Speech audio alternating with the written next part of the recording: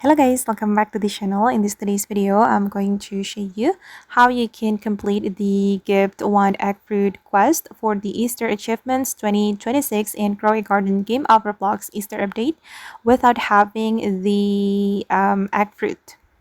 So guys, this tutorial is for you who want to complete this quest but you don't have the egg fruit plant in your garden. So the tips for me guys, you can work with your friend.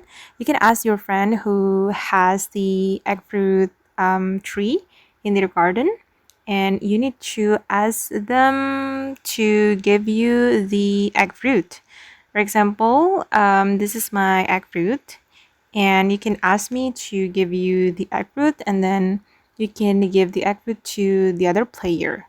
It will be so helpful guys if you don't have this egg fruit tree in your garden, because the egg fruit is pretty rare.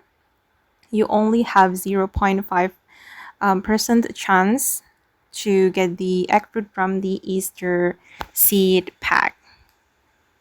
It's really hard to get the egg fruit, so I would like to recommend you to ask your friend who has the egg fruit to give you the egg fruit, and then you can give it back to them to complete the quest.